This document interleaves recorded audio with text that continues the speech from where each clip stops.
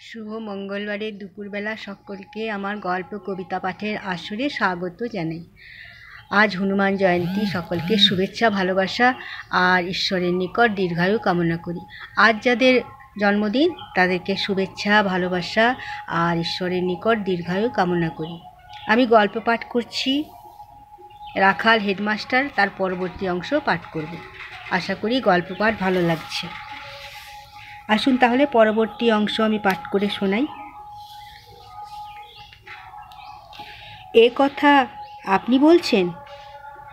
বলছি এই জন্যে যে অপবাদ এমন জিনিস যে ভগবানকেও বিভ্রান্ত করে ফেলে। রামায়ণ পড়েননি? চৌধুরী মশাই গম্ভীর হয়ে কিছুক্ষণ চুপ করে থাকেন, তারপর তিক্ত কণ্ঠে বলে ওঠেন, আপনি স্কুলের হেডমাস্টার, আপনার ছেলে প্রত্যেক বছরে ফার্স্ট হচ্ছে। আমি এই স্কুলের চেয়ারম্যান, আমার ছেলে প্রত্যেক বছরেই ফেল করছে। লোকের কাছে বলতে কইতেও কেমন লাগে না? হেডমাস্টার গুম হয়ে বাড়ি ফিরে আসেন। পরের সপ্তাহে তিনি জেলা স্কুল থেকে তার ছেলেকে সরিয়ে কলকাতার স্কুলে পড়াবার ব্যবস্থা করলেন। ছেলের মা কেঁদে বহু অনুনয় করলেন। কলকাতায় মেসে একা ভয়ানক কষ্ট হবে, সুনীলের হয়তো পড়াশোনারও। হেডমাস্টার কোনো অনুনয় শুনলেন না।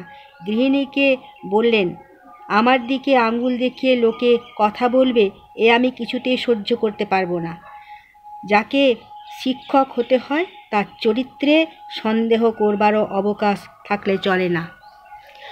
জমিদার রতিকান্ত চৌধুরী যখন শুনলেন হেডমাস্টার তার ছেলেকে জেলা স্কুল থেকে ছাড়িয়ে নিয়েছেন, রাগে তার সর্বশরীর জ্বলে উঠল। স্কুল কমিটির মিটিংয়ের পর হেডমাস্টারকে ডেকে বললেন, আপনার ব্যবহার দেখে আমার মাঝে মাঝে সন্দেহ হয়। আপনার মাথায় কিছু গোলমাল আছে নিশ্চয়ই। হেডমাস্টার চিন্তিতভাবে জিজ্ঞাসা করেন, কেন বলুন তো?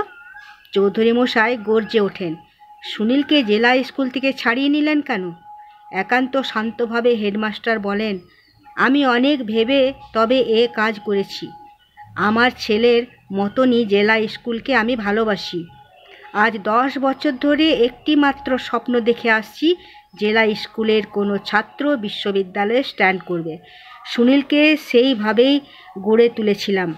সেদিন আপনার কথায় আমার মনে প্রশ্ন জেগে উঠল যে অ্যাটেনশন সুনীলকে দিচ্ছি, লোকে তো ভুল বুঝতে পারে। আমার ছেলে বলে তাকে সে অ্যাটেনশন দিচ্ছি। চৌধুরী মশাই হেডমাস্টারের মুখের উপর একটা জ্বলন্ত আগুনের গোলা ছুঁড়ে মারলেন। তিক্ত কণ্ঠে বলে উঠলেন, সেটা কি মিথ্যে কথা? হেডমাস্টার হঠাৎ পাথরের মতন হয়ে যান। কোনো রকমে বলেন, জীবনে জ্ঞানত কখনো মিথ্যাচারণ করিনি, কখনো মিথ্যা কথা বলিনি। তাই বুক ভেঙে গেলেও এই মিথ্যা সন্দেহ থেকে নিজেকে বাঁচাবার জন্যে সুনীলকে জেলা স্কুল থেকে ছাড়িয়ে নিয়েছি। আপনার সত্য মিথ্যা জ্ঞান আপনিই বোঝেন, আমরা বুঝি না, বুঝতে পারি না। চৌধুরী মশাই রেগে ঘর থেকে চলে যান।